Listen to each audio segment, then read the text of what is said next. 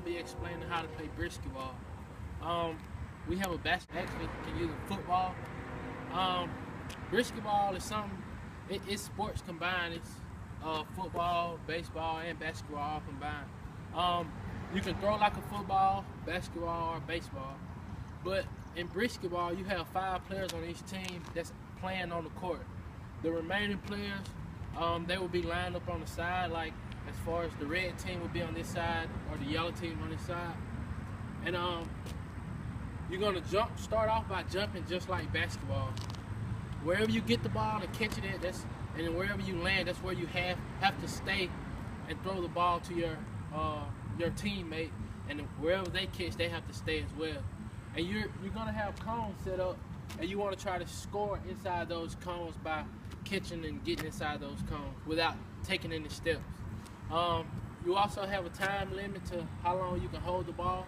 If you get in trouble, that's what your side players are for. You can throw it to the side players to get yourself out of trouble. So that's pretty much with Brisketball. Thank you.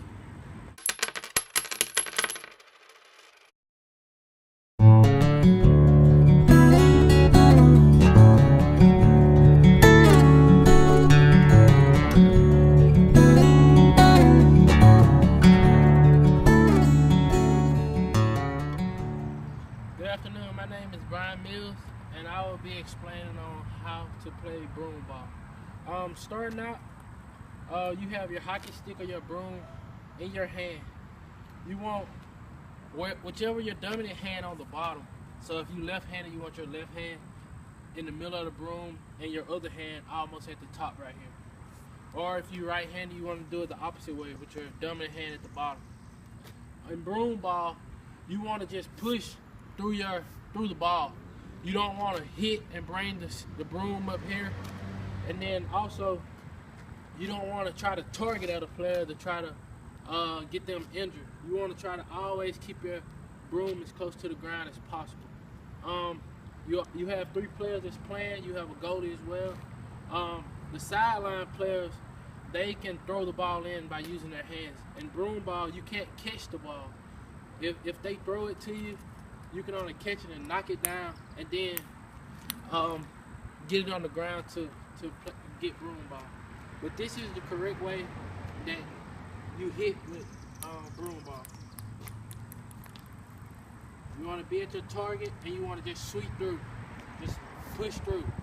So I'm right here, and I push through, and that is how you play Broom Ball. Thank you.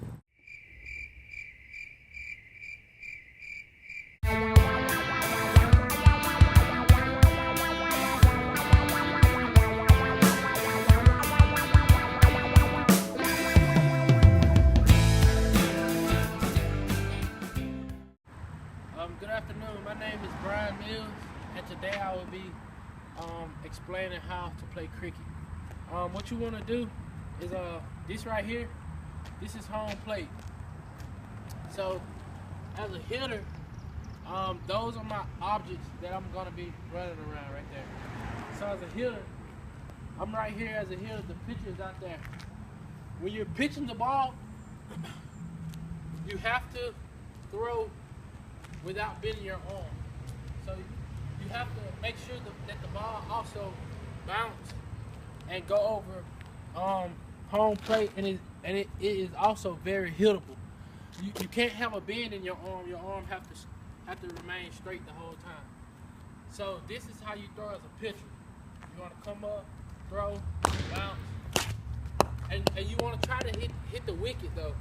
That's the object of it, is to try to hit the wicket. If you hit the wicket, the next player come in and hit.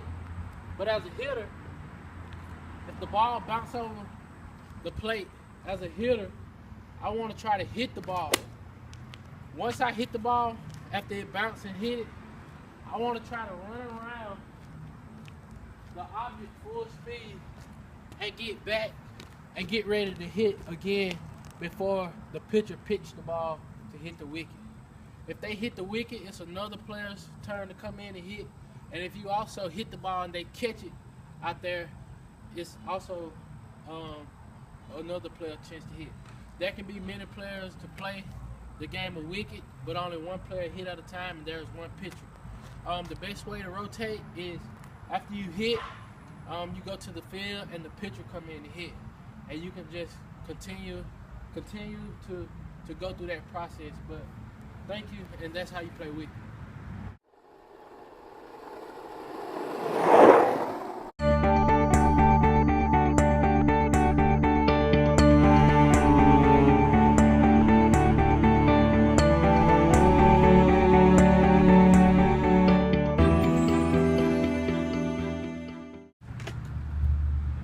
I'm Kendall Smith, and today I'll be teaching you how to play Hacky Sac. The number one main goal is to not let the ball touch the ground.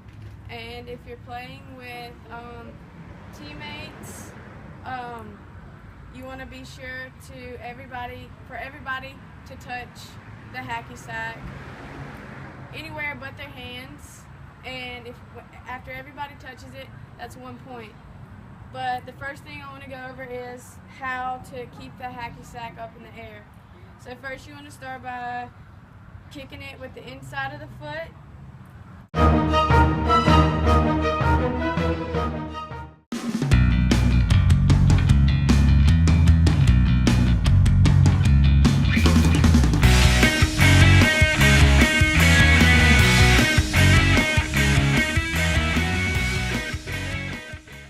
Okay, today I'll be demonstrating how to play deck tennis, and the main goal is for you to throw it to your team over the net. This is similar to tennis, so you're trying to get it over the net underhand.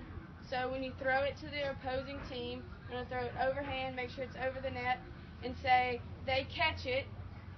So that's nobody's point, but if they catch it and it drops, that's your point.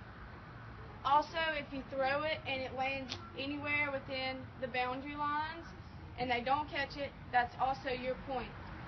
After you have earned your point, the opposing team will then get the ball back, throw it back to you, but I'm going to demonstrate how to make a pass over the net.